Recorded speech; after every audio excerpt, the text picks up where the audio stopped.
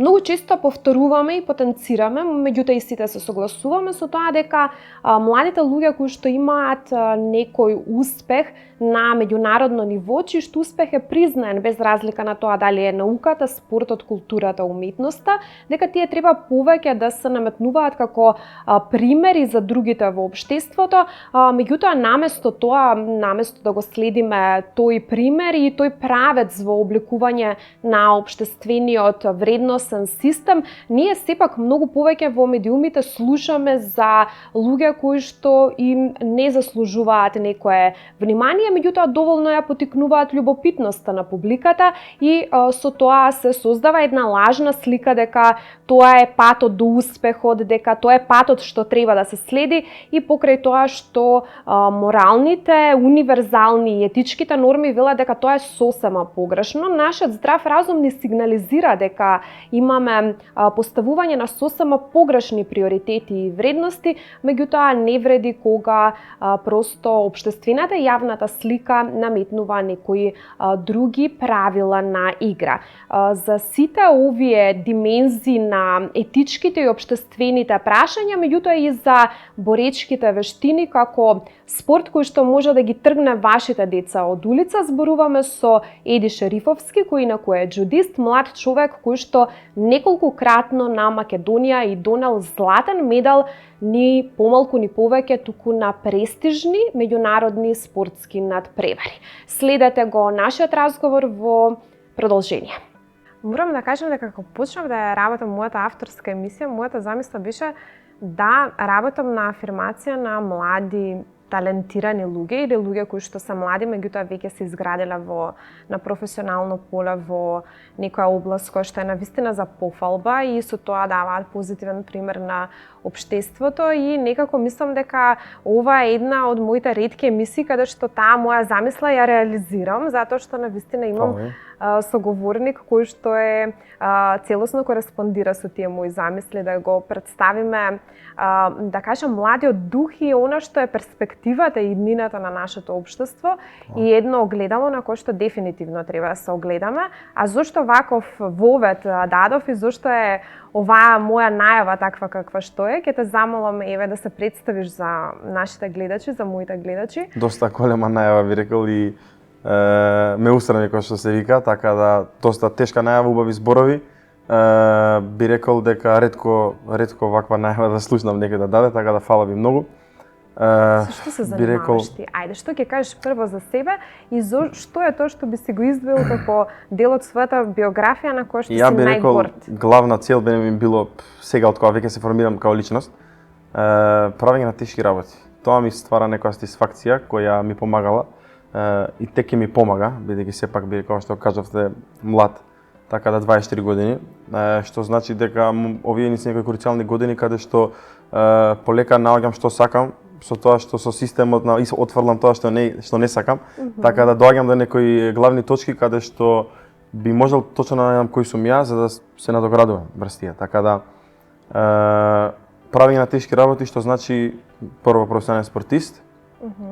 Сами знаете дека во Македонија професионален спортист е малку потешко можда да се издржи само како професионален спортист репрезентативец, бидејќи не влијаме сами од себе секогаш.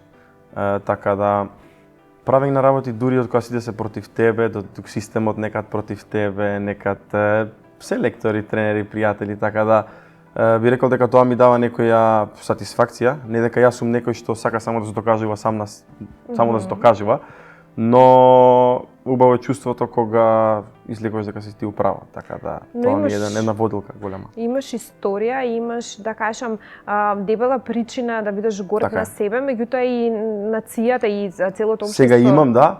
Порано немав, ја го верував истото. Зошто треба да бидеме горди на тебе? Ајде, представи се. Кажи ми колку злато во медали ти имаш. Отприлика би рекол преку 100 медали на интернационални турнири.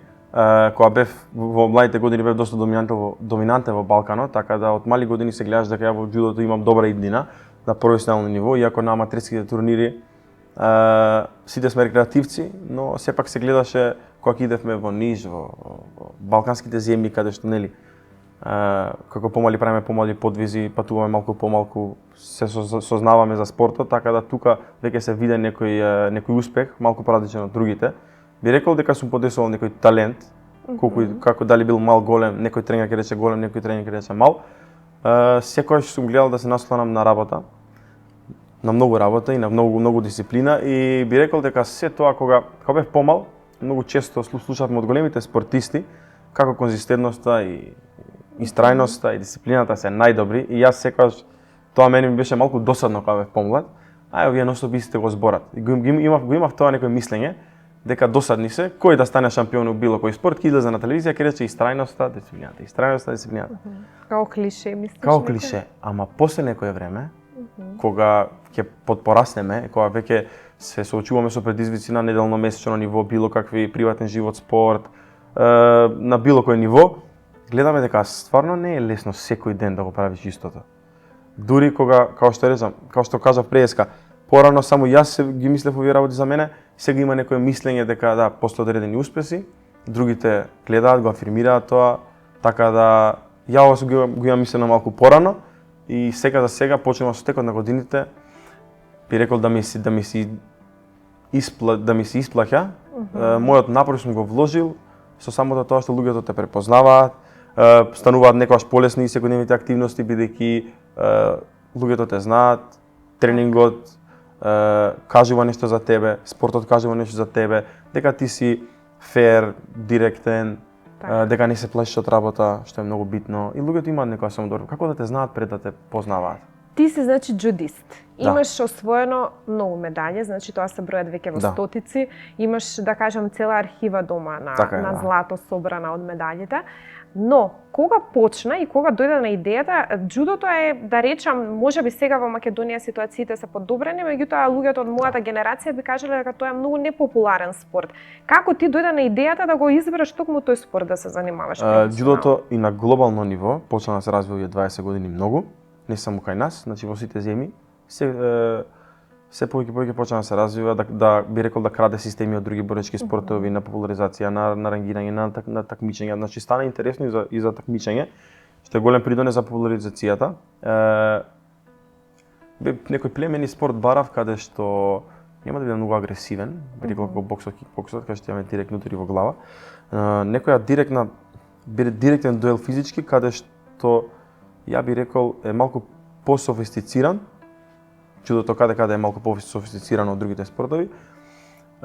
Исто така би рекол дека тактички малку по-комплициран. Значи треба долги години време за да можеш да се такмичиш на некој одредено ниво. Доста е тежок спорт и за разбирање од страна, доста тежок спорт за спортистите, доста комплициран. Значи и борењето и джудото ги ставило една категорија, субкатегорија каде што не е да удриш, па некој од улица знае да мава, па некој од тој таму знае да мава, па се учи за 3, 5, 6 месеци. Не, джудото е нешто малку покомплексно. И ја го најдов тоа во джудото, каде што имавме еден јапонски дел би рекол, каде што се беше базирано на почита, на респектот. Ја така бе воспитуван, тоа многу ми се свиѓаше. Значи јас ми се допаѓаше тоа дека треба да го почитам постариот, треба да го почитам тој со поголем појас од мене. Ако има 5 дена повеќе од мене во сала, ја морам да му се поклонам, да не смеам да го одбијам од борба иако е постар, појак, посилен. Значи некои стандарди на почит што ги видов во джудото како млад први тренинзи прва година и после тоа физичкиот дел каде што мене ми исполнуваше дуелот, такмичењето, значи ја како човек би рекол се обожавам натпревар. Било што и да правиме дома или каде, кога ќе стане збор за натпревар, некако го менува мојот ментален склоп. Значи го обожавам, би рекол, натпреварот ме возбудува секогаш. Значи било и каков и да е, јас сум друг човек кога се такмичам. Да. Така да тој дел беше многу компетитивно джудото, имаше многу натпревари. Значи ја пробав ајкидо, идев и малку и на карате. Додека почнеме, додека отидем на натпревар, ја ајкидо вежбав 2 години, немав никаков натпревар. И сам се повлеков. Значи ја веќе на 7 години почнав джудо активно. И ја 5-та недела бев негде на патување, 8-та недела, 12-та недела. Тука и сестра ми виде дека е доста интересно и она се приклучи после некој месец. Имавме нонстоп и културолошки нормално шетавме, би рекол.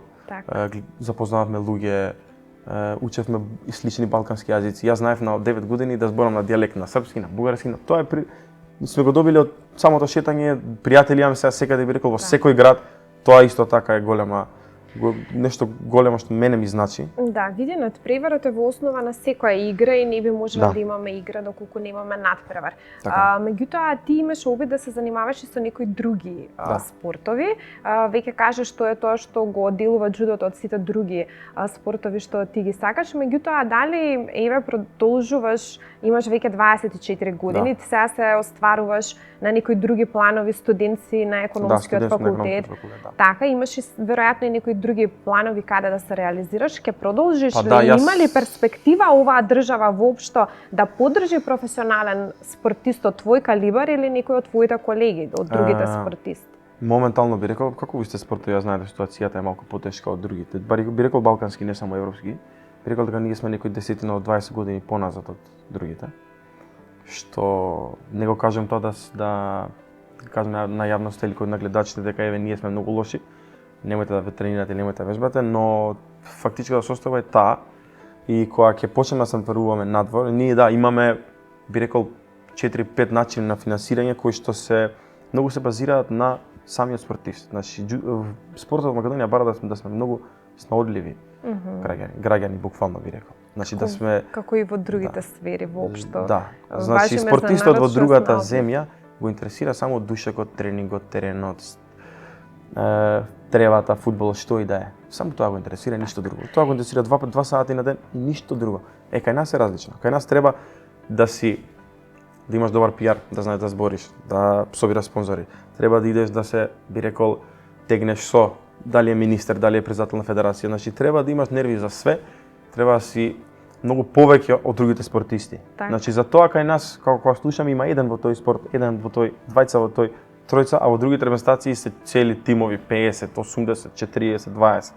Така да тука би рекол трњата се малку повисоки и че 90% од спортисти се откажуваат на таа критична од 16 до 20 годишна возраст, каде што дома се прашува што носиш ти дома, што веќе после средно кој не иде на факултет треба веќе да почне да материализира, така да веќе тој дел станува многу комплициран би рекол и не станува подобро, мене тоа само ме плаши, бидејќи овие 5-6 години не станува подобро. Ајде за убавата страна од спортот. Јас сега да зборам за овие страни. Веројатно има нешто што спортот